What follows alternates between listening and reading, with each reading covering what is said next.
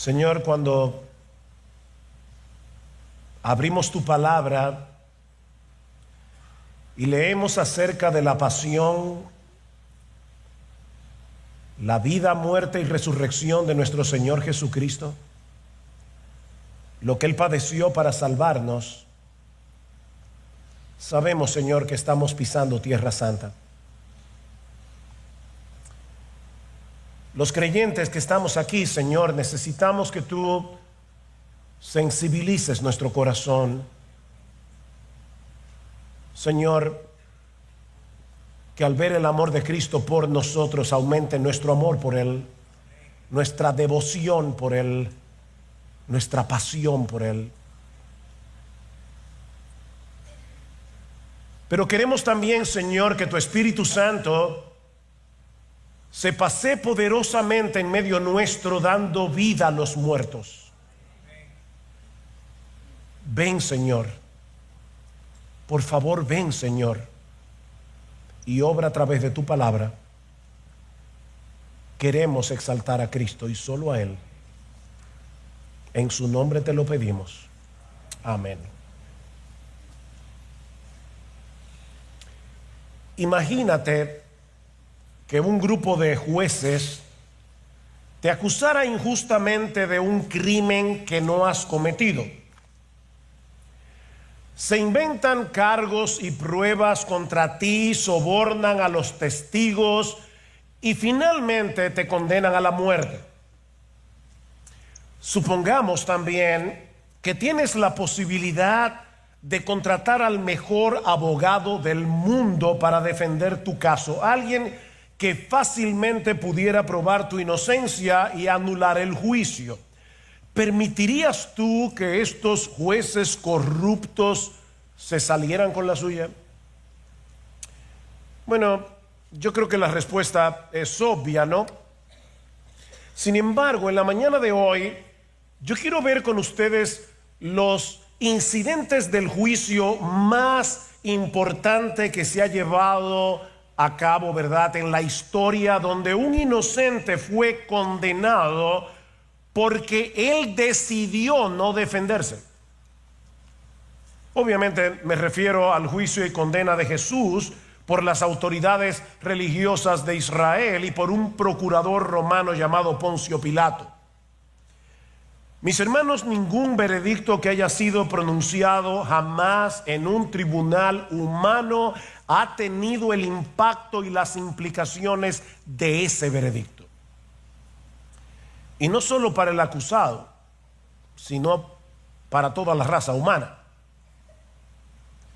Como espero mostrar en un momento, mi hermano, mi hermana, mi destino y el tuyo se debatían en ese juicio. Nuestro destino se debatía en ese juicio. De manera que no es mi intención en esta mañana que tú salgas de este lugar sintiendo pena por Jesús, porque Él no es digno de pena sino de adoración. Yo no quiero que al describir todo lo que Jesús pasó, tú salgas de este lugar sintiendo pena por Él. No, mi propósito en esta mañana es que podamos entender el significado de ese veredicto que fue pronunciado en ese juicio y que tú y yo podamos reaccionar en consecuencia. Yo voy a estar tomando los 4 evangelios, pero especialmente el evangelio de Mateo, así que pueden abrir sus Biblias en Mateo capítulo 26 y vamos a ir reconstruyendo hora por hora todo lo que sucedió a partir del arresto de Jesús hasta que fue condenado. Dicen los evangelios que luego de haber cenado con los discípulos el jueves en la noche, se dirigieron hacia el huerto de Getsemaní, donde llegaron a eso de las 10 de la noche. Y debo explicar, mis hermanos, que dado que los judíos contaban los días de atardecer a atardecer, aunque para nosotros era Jueves Santo, ya para ellos era el principio del viernes. Esto puede ser un poco confuso, pero es importante que entendamos la secuencia de eventos. Una turba guiada por Judas Iscariote llega al huerto alrededor de las 12 de la medianoche, y es allí precisamente donde comienza nuestra historia. Vean una vez más capítulo 26, pero ahora el versículo 47. Mientras todavía estaba él hablando, he aquí Judas, uno de los 12, llegó acompañado de una gran multitud con espadas y garrotes, y ahora escuchen, de parte de los principales sacerdotes y de los ancianos del pueblo. Y el que le entregaba les había dado una señal diciendo: al que yo bese, ese es, prendedle. Y enseguida se acercó a Jesús y le dijo: salve, rabí, y le besó. Jesús le dijo: amigo, haz lo que viniste a hacer. Entonces ellos se acercaron y echaron mano a Jesús y le prendieron. Y luego dice en el versículo 57: y los que prendieron a Jesús le llevaron ante el sumo sacerdote Caifás, donde estaban reunidos los escribas y los ancianos. En los días del Señor, el gobierno de Israel era teocrático. ¿Y eso qué significa? Bueno, que los sacerdotes funcionaban al mismo tiempo como los gobernantes del pueblo. Es por eso que Cristo fue llevado primero, lo dice en otro evangelio, a la residencia de Anás, dice en el evangelio de Juan, que era el antiguo sumo sacerdote, donde Cristo fue retenido hasta que en la casa de Caifás, que ahora era el actual sumo sacerdote y presidente del Sanedrín, se reuniera un buen grupo del concilio. El Sanedrín era el máximo tribunal de Israel. Fue en la casa de Caifás, en plena madrugada, donde comenzó el juicio religioso propiamente dicho. Y aunque el proceso apenas comenzaba, ya se habían cometido varias irregularidades. Por un lado, en el versículo 47 ya vimos que la turba que arrestó al Señor estaba actuando de parte de los principales sacerdotes y de los ancianos del pueblo, pero eso era ilegal porque los jueces no podían actuar como fuerza pública al mismo tiempo. Era responsabilidad de los que acusaban al reo llevar a cabo el arresto.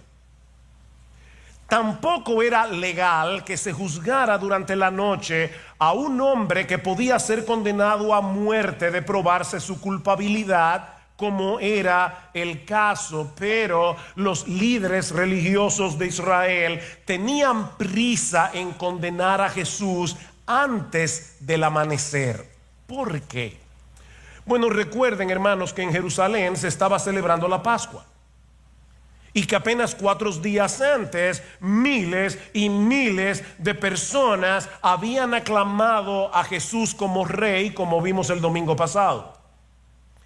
Así que los líderes religiosos no podían prever cómo reaccionaría toda esa gente con el arresto de Jesús. Era mucho más conveniente que se despertaran ya con la noticia de que Jesús había sido juzgado y condenado. Por otra parte, eso les permitía reunir únicamente al grupo del Sanedrín que adversaban a Jesús, dejando fuera a los pocos que podían entorpecer el proceso, como hubiera sido el caso de Nicodemo o el caso de José de Arimatea. Pero había algo mucho más crucial detrás de esta prisa.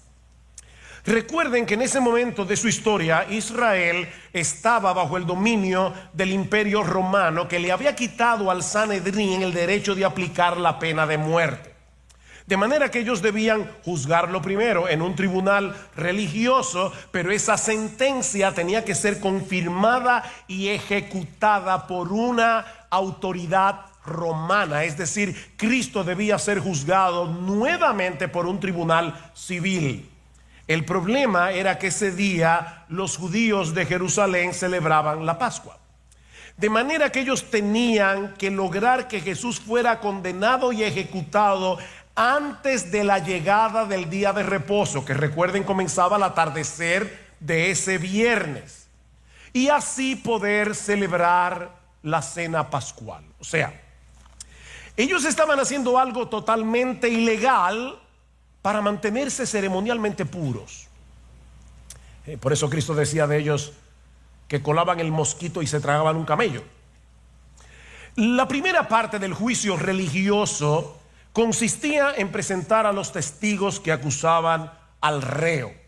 Ahora, mis hermanos, conseguir testigos para un juicio de esta magnitud, de esta naturaleza, no era una tarea sencilla, ya que si el testimonio de ellos resultaba ser contradictorio y demostrablemente falso, la ley estipulaba que el reo fuese inmediatamente absuelto y que los testigos falsos fueran muertos por apedreamiento.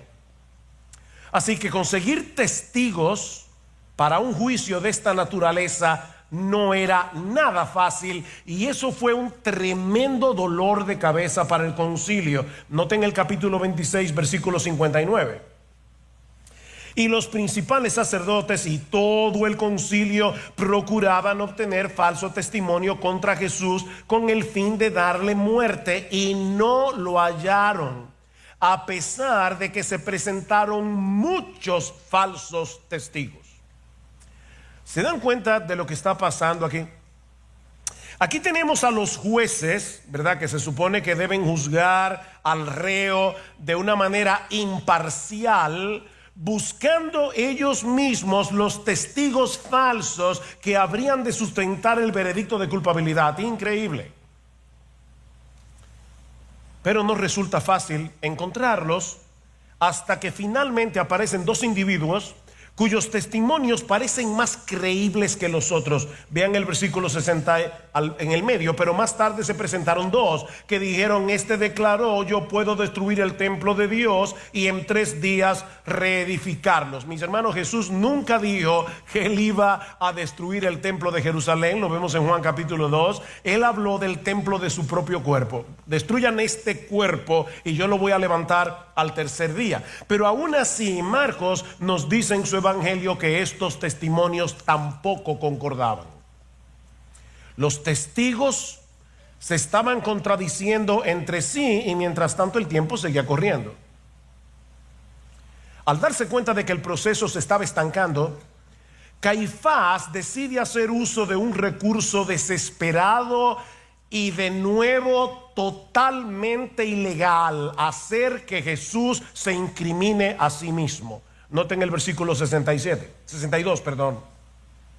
Entonces el sumo sacerdote, levantándose, le dijo: ¿no respondes nada? ¿Qué testifican estos contra ti? Mas Jesús callaba. Y el sumo sacerdote le dijo: te conjuro por el Dios viviente que nos digas si tú eres el Cristo, el Hijo de Dios. Mis hermanos, yo quiero que ustedes puedan ir viendo la historia y entender lo que está pasando detrás de la escena. Según la ley de Israel, cuando alguien era puesto bajo un juramento de este tipo, el acusado no tenía más opción que responder. Y dice en el versículo 64 que Jesús le dijo: tú mismo lo has dicho.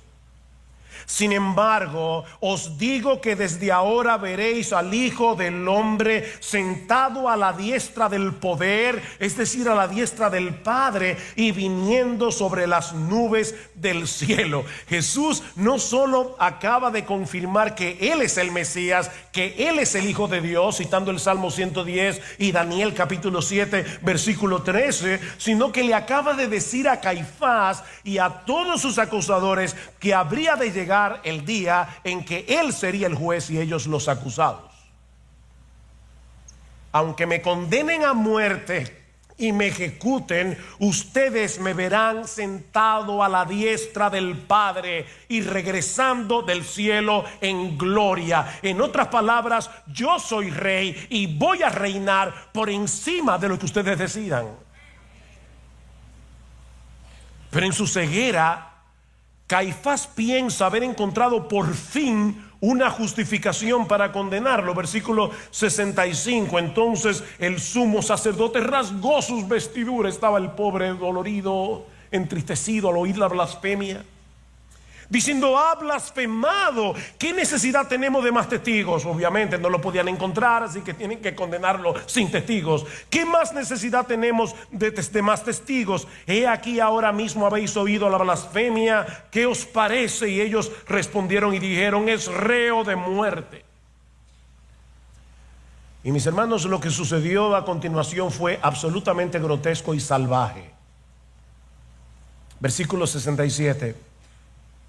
Entonces le escupieron en el rostro y le dieron de puñetazos, y otros le abofeteaban diciendo: adivina, Cristo, quién es el que te ha golpeado. Desataron contra Jesús todo el odio que habían estado acumulando contra él desde hacía mucho tiempo. El Rey de Gloria decide dejarse humillar por sus criaturas. Impresionante. Eso ocurrió como a las 3 de la mañana del viernes. En algún lugar del palacio de Caifás mantuvieron a Jesús retenido por unas 3 horas más hasta la salida del sol. ¿Por qué? Bueno, porque ahora, dice Lucas 22, el concilio tenía que reunirse de nuevo, ratificar la condena que había sido pronunciada en la noche, y así, de esa manera, cumplir el requisito de que un veredicto de pena capital no podía pronunciarse de noche, tenía que ser de día. Una hipocresía total. Pero el proceso no ha concluido todavía. Como decía hace un momento, ahora es necesario que Jesús sea condenado por una autoridad romana en un tribunal civil. Así que Jesús fue llevado delante del procurador a eso de las 6:30 de la mañana. Juan nos dice que se quedan fuera del pretorio, es decir, ellos llegan al patio donde se reunía la cohorte romana con Pilato, y se quedan afuera para no contaminarse y así poder comer la Pascua. O sea, ellos no podían entrar en casa de un gentil, porque muchas veces los gentiles abortaban y ponían en sus propias casas a los bebés, y por lo tanto los judíos no podían entrar en casa de un gentil con temor a contaminarse, y eso iba a impedir que celebraran la Pascua esa noche. O sea, miren qué piadosos. Ellos se quedan en el patio. El procurador era Poncio Pilato, un hombre a quien la historia señala como un soldado inculto, cruel y con muy poco sentido común. Probablemente Pilato llegó a ser procurador de Judea y de Samaria por haberse casado con Claudia Prócula. ¿Y quién era Claudia Prócula? Bueno, era hija ilegítima de la tercera esposa de Tiberio, es decir, el emperador, y por lo tanto esa mujer era nieta de César Augusto. No se pierdan con genealogías que no son importantes. El asunto es que la esposa de Pilato era una mujer importante. Aparte de que fue recomendado para ese puesto por uno de los hombres de confianza de Tiberio llamado Sejano. Y Pilato comienza su administración en el año 26 después de Cristo. Aborrecía a muerte a los judíos, y los judíos lo aborrecían a él. Lo acusaban de todo tipo de crímenes, de mala administración, de robo y de crueldad. Y ese fue el hombre designado por la providencia para juzgar al Santo de los Santos. Siguiendo el procedimiento romano, dice el Evangelio de Juan que lo primero que hace Pilato es preguntar a los líderes de Israel cuáles eran los cargos que tenían contra el prisionero. A lo que ellos les responden molestos, Juan 18:30: si este no fuera malhechor, no te lo habríamos entregado. Una lógica perversa que no satisface a Pilato. Bueno, tomadle vosotros y juzgadle según vuestra ley. En otras palabras, si no me quieren responder, resuelvan el asunto ustedes. Los judíos les responden: a nosotros no nos está permitido dar muerte a nadie. Ven, ellos están empeñados en darle muerte a Jesús. Pero antes tienen que convencer a Pilato de que Él ha cometido un delito contra Roma. No se olviden que Jesús ha sido acusado de blasfemia. Y eso a Pilato le hubiera entrado por un oído y le hubiera salido por el otro. Así que ahora lo acusan de sedición. Lucas 23:2. A este hemos hallado que pervierte a la nación, que prohíbe dar tributo al César, increíble, diciendo que él mismo es el Cristo, un rey. Es impresionante, mis hermanos, cómo esta gente ajusta el expediente para lograr sus propósitos. Pilato entra de nuevo al pretorio para interrogar a Jesús. Pero este interrogatorio termina desatando una guerra psicológica en este hombre cruel y supersticioso. Pilato le pregunta: ¿eres tú el rey de los judíos? A lo que Jesús le responde: ¿dices esto por ti mismo o te lo han dicho otros de mí? En otras palabras, me preguntas si yo soy rey sobre la base de lo que dicen mis acusadores. Entonces mi respuesta sería: no, yo no soy esa clase de rey. Ahora, si tú me estás preguntando por ti mismo si acaso yo soy rey, yo te respondería que sí, porque lo soy. Ahora, Pilato, mi reino no es de este mundo. Si mi reino fuera de este mundo, imagínense a Pilato escuchando a Jesús. Si mi reino fuera de este mundo, mis servidores pelearían para que yo no fuera entregado a los judíos, pero mi reino no es de aquí. Le dijo entonces Pilato: ¿luego eres tú rey? Respondió Jesús: tú dices que yo soy rey. Yo para esto he nacido y para esto he venido al mundo, para dar testimonio a la verdad. Todo aquel que es de la verdad oye mi voz. Tú me estás escuchando, amigo mío. Todo el que es de la verdad escucha la voz de Jesús, porque Él es el camino, la verdad y la vida. Pilato le dijo: ¿y qué es la verdad?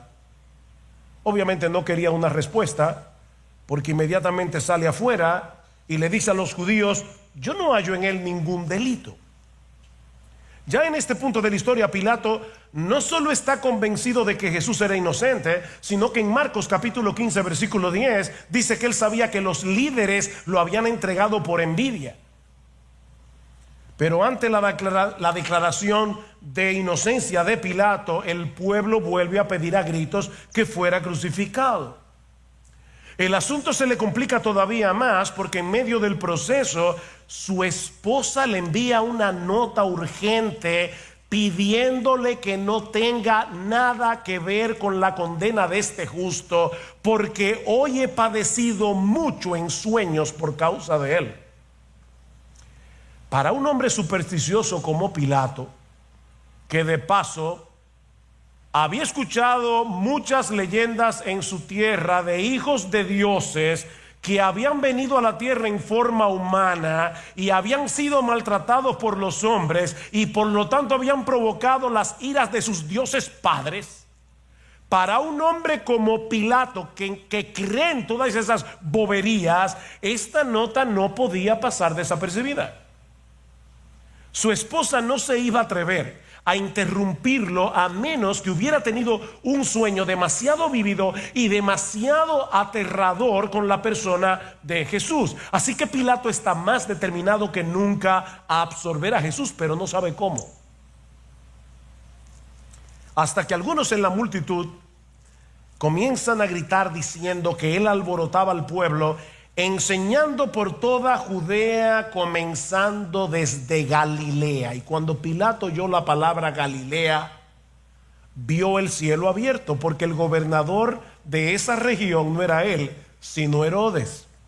Y resulta que Herodes se encontraba en Jerusalén durante la fiesta de la Pascua. Así que Pilato decide quitarse el problema de encima, enviando a Jesús a donde Herodes. El problema es que Herodes interroga a Jesús, que odiaba a Jesús a muerte, deseaba matarlo, pero le dice a Pilato: yo no encuentro ningún pecado en este hombre, yo no encuentro ningún delito, y se lo devuelve a Pilato. Ahora recuerden que decía la ley de Israel que en boca de 2 o 3 testigos debía contar toda palabra. Que hay 2 testigos, Pilato y Herodes, que están declarando la inocencia de Jesús. Vuelve de nuevo el vocerío. Y a Pilato se le ocurre otra idea. Era costumbre liberar a algún preso durante la Pascua, el que el pueblo quisiera. Así que astutamente Pilato los pone a elegir entre Jesús y un preso famoso y despreciable llamado Barrabás, suponiendo que el pueblo iba a querer a Barrabás, que suelte a Jesús y no a Barrabás. Pero resulta que, instruidos previamente por los sacerdotes, la multitud pide a gritos que suelten a Barrabás y condenen a Jesús. Hermanos, yo no estoy citando todos los textos bíblicos. Esto es un rompecabezas que está tomado de Marcos, de Juan, de Lucas, de Mateo. Pero así los animo a leer los 4 relatos de la pasión del Señor.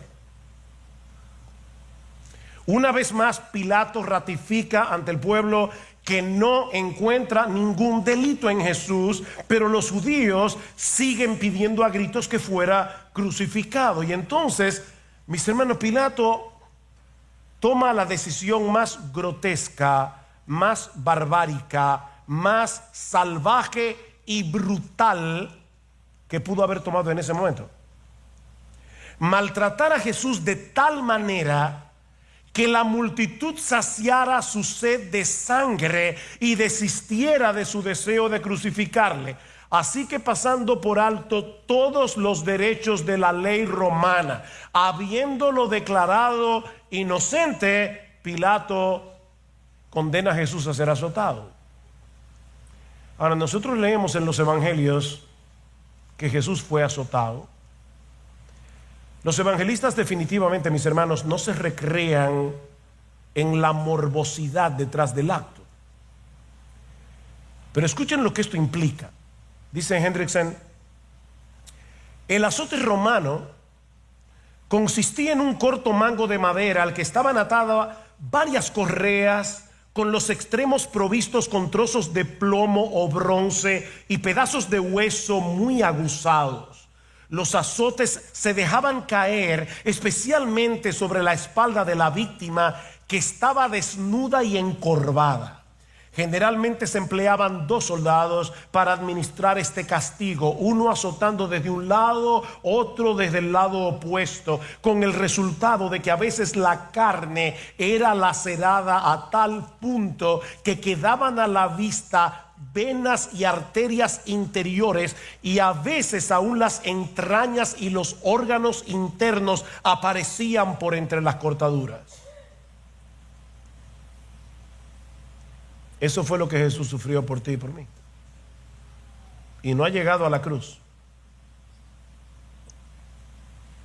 Luego de esa tortura inhumana, dice en Juan 19:5 que Jesús es presentado ante el pueblo llevando la corona de espinas y el manto de púrpura. Una burla total. Y Pilato les dijo: he aquí al hombre. O sea, es como, ¿es a esto que ustedes quieren crucificar? Pero al ver a Jesús tan desfigurado, en vez de sentir compasión por él, el odio de los judíos se acrecienta todavía más. Al pensar que un hombre en esa condición podía clamar ser su Mesías, el rey de Israel. Cuando le vieron los principales sacerdotes y los alguaciles, dieron voces diciendo: crucifícale, crucifícale. Pilato les dijo: tomadle vosotros y crucificadle, porque yo no hallo delito en él. Esta es la 4ª o 5ª vez que Pilato ratifica la inocencia de Jesús. Los judíos le respondieron: nosotros tenemos una ley, y según nuestra ley debe morir, porque se hizo a sí mismo hijo de Dios. Cuando Pilato oyó decir esto, tuvo más miedo. ¿Se dan cuenta? Él ya tenía miedo. Ahora estaba aterrado. La superioridad de Jesús por un lado, la nota de su esposa por el otro, y ahora escuchar que este hombre pretendía ser el Hijo de Dios era demasiado para él. Así que entra de nuevo al pretorio y, muy probablemente lleno de angustia, le pregunta a Jesús: ¿de dónde eres tú? Pero Jesús no le responde. Ahora parece que Pilato decide ocultar su temor fanfarroneando. ¿A mí no me hablas? ¿No sabes que tengo autoridad para crucificarte y que tengo autoridad para soltarte? Respondió Jesús: ninguna autoridad tendrías contra mí si no te fuese dada de arriba. Por tanto, el que a ti me ha entregado, mayor pecado tiene. Mira, Pilato, ni siquiera como pecador tú eres importante.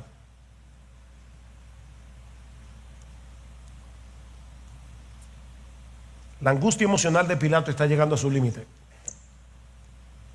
Y los judíos se dan cuenta. Así que deciden jugar una última carta. Dice en Juan 19:12 que al darse cuenta de la intención de Pilato de liberar a Jesús, los judíos le dicen: si a este suelta, no eres amigo de César.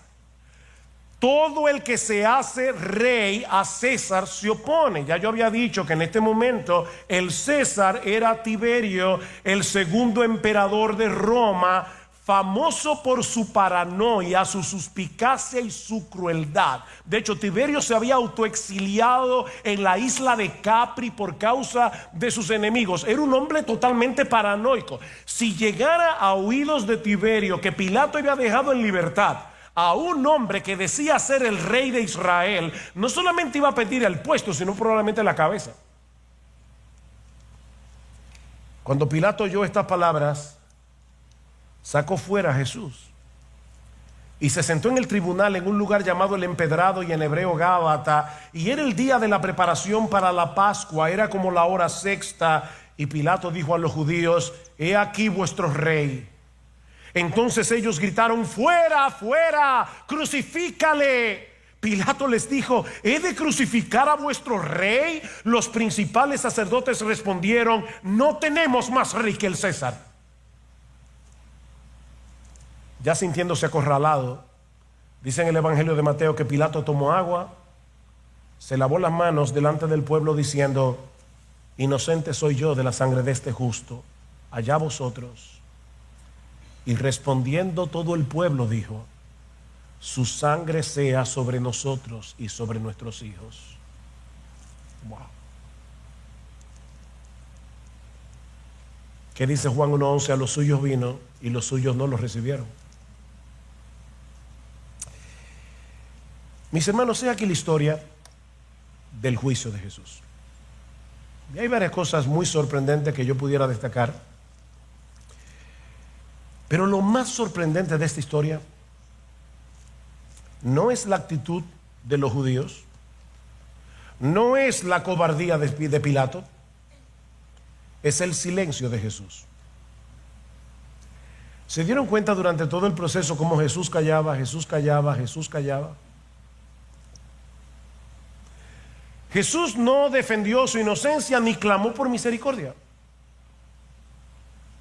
Guardó silencio ante el concilio, Mateo 26, delante de Pilato, Marcos 15, delante de Herodes, Lucas 23, tal como había sido profetizado 700 años antes por el profeta Isaías. Angustiado él y afligido, no abrió su boca. Como cordero fue llevado al matadero, y como oveja delante de sus trasquiladores enmudeció y no abrió su boca. Él habría podido señalar todas las violaciones a las leyes judías, a las leyes romanas que se habían cometido en el proceso, pero mis hermanos, ¿saben por qué no lo hizo? Porque a pesar de su inocencia, él iba a sustituir en su condena a pecadores culpables. A ti, a ti, a ti, a ti, a mí. El justo murió por los injustos, primera de Pedro 3:18, para llevarnos a Dios.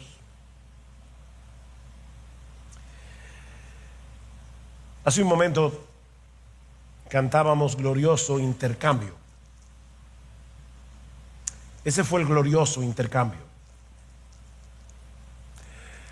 Una de las mejores ilustraciones de ese glorioso intercambio la proveen los mismos evangelistas. El caso de Barrabás,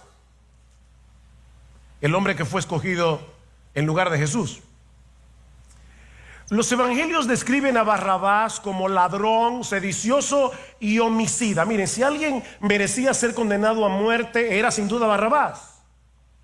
Pero por uno de esos misterios de la providencia y debido a la treta de Pilato, su destino queda ligado al de Jesús. Si los judíos piden que liberen a Jesús, Barrabás es condenado. Pero si piden que Jesús sea condenado, Barrabás queda libre. La vida de Barrabás de repente depende de que condenen a Jesús. Finalmente, Pilato, como ya hemos visto, proclama el veredicto más absurdo, más bizarro que se pueda pronunciar en un tribunal. Jesús es inocente, pero debe ser crucificado. Dios dejó constancia en su palabra de que Jesús era inocente. Durante todo el proceso, Pilato repitió una y otra vez que él no encontraba en él ningún delito. Y lo mismo hizo el rey Herodes. De hecho, la esposa de Pilato, cuando le envió la nota, le dijo: no tengas nada que ver con este justo. Y el mismo Judas, que lo había vendido por 30 piezas de plata, el precio que se pagaba en el Antiguo Testamento por un esclavo, devolvió las monedas diciendo: yo he entregado sangre inocente. Jesús era inocente. Barrabás fue absuelto, mis hermanos, porque ese día un inocente fue condenado. Y no se requiere de mucha imaginación para visualizar el impacto de esta noticia en la familia de Barrabás. Mientras María desgarraba su corazón al ver a su hijo inocente sufriendo los horrores de la cruz, en la casa de Barrabás recibían la increíble noticia de que este ladrón, homicida y sedicioso, había sido libertado. Mis hermanos, Barrabás es una ilustración perfecta del significado de ese juicio, de ese veredicto y de esa cruz. Jesús no fue crucificado por su culpa, sino por la tuya y por la mía. Él fue apresado, juzgado y condenado a morir en el tribunal de los hombres para que tú y yo seamos absueltos en el tribunal de Dios.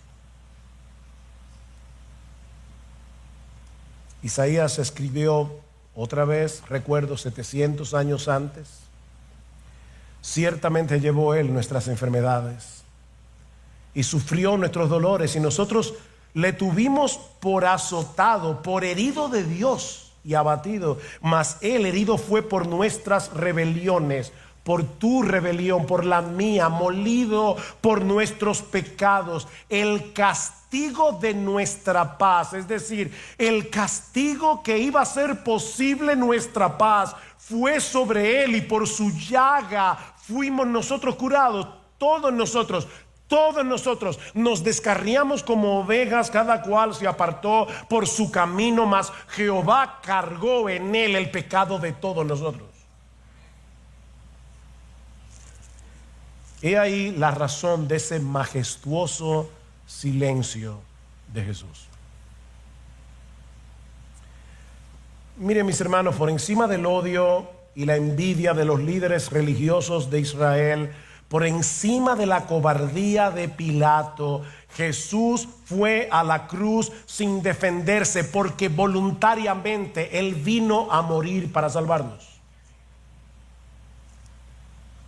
La cruz fue el plan de Dios, no de Caifás, No de la multitud que pidió a gritos que fuera crucificado, y mucho menos de Pilato. La cruz es el plan de Dios. Ustedes recuerdan cuando los discípulos estaban orando en Hechos capítulo 4, luego que habían sido perseguidos, y ellos se reúnen como iglesia y comienzan a clamar al Señor, y dicen que en su oración le dicen al Señor: porque verdaderamente se unieron en esta ciudad contra tu santo Hijo Jesús, a quien ungiste, Herodes y Poncio Pilato, con los gentiles y el pueblo de Israel, para hacer cuanto tu mano y tu consejo había antes determinado que sucediera. Nuestro Dios es soberano. La cruz fue su plan.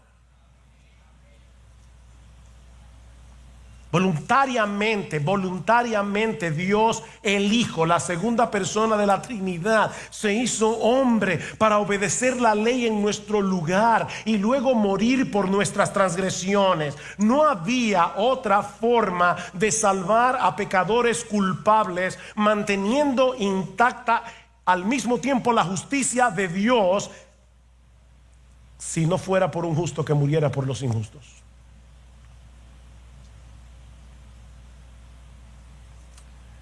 Él escogió la muerte para que tú y yo pudiéramos vivir.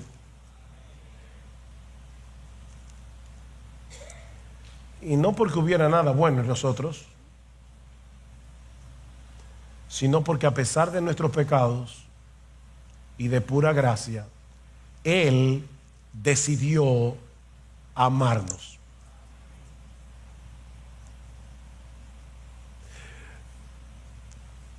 Mi hermano, en la eternidad pasada, Dios Trino, el Padre, el Hijo y el Espíritu Santo, Dios pensó en ti.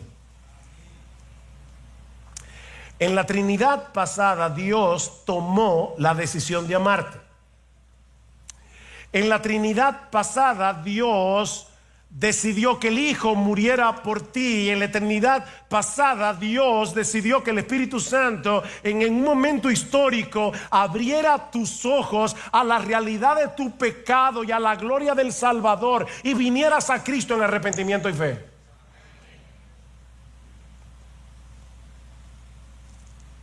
Creyente en Cristo, Él murió por ti.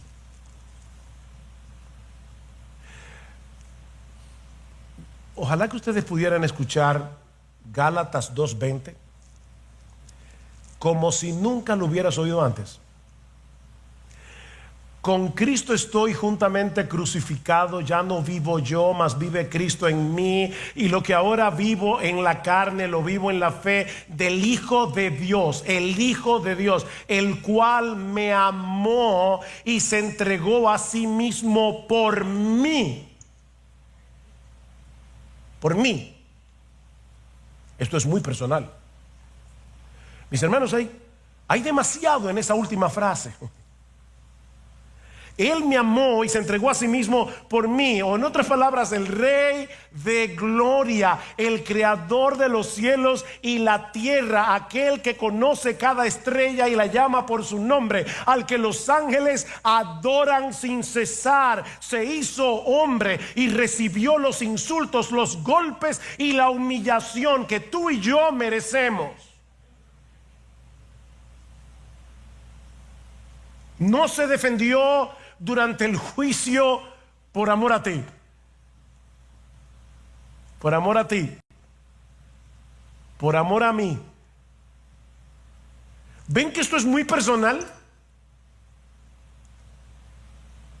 Y luego fue a la cruz para salvarte. Maridos, amad a vuestras mujeres, así como Cristo amó a la iglesia y se entregó a sí mismo por ella. ¿Por quién? Por su iglesia. Fue por ti, fue por ti, fue por ti. Para darte plena absolución de todos tus pecados, presentes, pasados y futuros, todos tus pecados. Para rescatarte de la condenación y darte por gracia la esperanza de la gloria.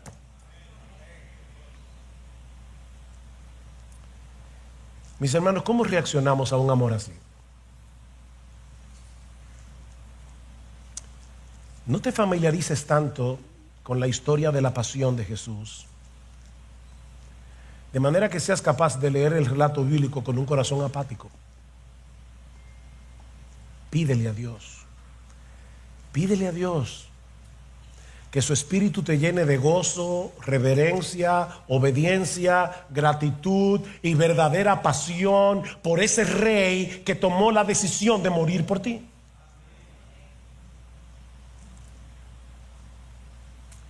Muchos aquí conocen a Joni Eareckson. Joni quedó tetrapléjica a los 17 años de edad en un accidente. Se quedó completamente paralizada del cuello hacia abajo. Hoy tiene 75 años de edad. Quedó tetrapléjica a los 17. Y ha sido una enorme bendición para el pueblo de Dios por su ferviente devoción a Cristo. En cierta ocasión, Joni fue a una conferencia en la que el orador animó a la gente a arrodillarse y orar. Y como ustedes se pueden imaginar, Joni fue la única que no pudo hacerlo. Como todo el mundo estaba arrodillado, dijo ella, solo se me veía a mí. En todo el salón, solo me veía yo. Y no pude contener las lágrimas. Pero no era por autocompasión. Estaba llorando porque la imagen de cientos de personas arrodilladas ante Dios era muy hermosa, era una imagen del cielo. Y me encanta esto. Allí sentada, recordé que en el cielo podré saltar, danzar, dar patadas, hacer aeróbicos. Y antes de que llamen a los invitados al banquete de las bodas del Cordero, lo primero que pienso hacer con mis piernas resucitadas es caer de rodillas. Con esas rodillas glorificadas, agradecidas, me arrodillaré silenciosamente a los pies de Jesús. Hermanos, ¿qué podemos hacer con un amor tan grande? No hay otra respuesta coherente a un amor así que vivir para adorar y servir a aquel que nos amó tanto.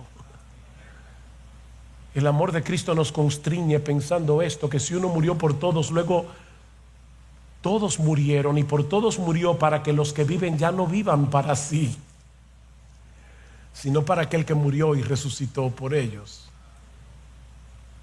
El amor de Cristo debe movernos, debe motivarnos, debe llenarnos de pasión por Jesús.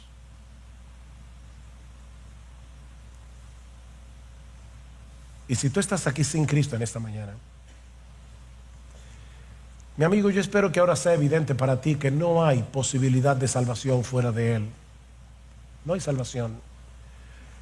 De haberla habido, tú puedes estar completamente seguro que el Padre no habría entregado a su Hijo a morir en esa cruz, pero no había otra opción. Dice en Hechos 4:12 que en ningún otro hay salvación, porque no hay otro nombre bajo el cielo dado a los hombres en el cual podamos ser salvos. No hay otro nombre, hay un solo Dios, hay un solo mediador entre Dios y los hombres, y se llama Jesucristo, que es Dios y es hombre. No existe otro medio de salvación que apropiarse por la fe de la justicia de ese justo que murió por los injustos. Mi amigo, ven a Cristo. Arrepiéntete de tus pecados, de toda una vida haciendo tu propia voluntad, buscando tu propia gloria, pretendiendo que tú eres Dios. No, tú no eres Dios. Hay un solo Dios vivo y verdadero.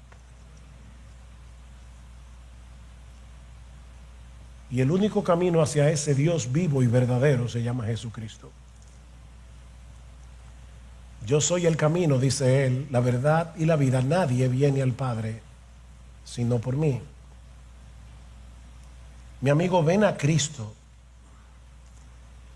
y obtendrás en este mismo instante, ahora mismo, el veredicto de absolución, porque la justicia del justo será puesta en tu cuenta por medio de la fe. Porque de tal manera amó Dios al mundo, que dio a su Hijo unigénito, para que todo aquel que en Él cree no se pierda, mas tenga vida eterna. El que en Él cree no es condenado, pero el que no cree ya ha sido condenado, porque no ha creído en el nombre del unigénito Hijo de Dios. Mi amigo, ya tú estás condenado. Líbrate de esa condenación, creyendo en el justo que murió por los injustos. Vamos a orar. Padre, queremos darte gracias por habernos permitido en este día caminar junto a Jesús a través de este juicio. Oh Señor, gracias por ese bendito silencio. Oh, gracias, Señor, por no haber escatimado a tu propio Hijo, sino que lo entregaste para que nosotros hoy pudiéramos ser tus hijos.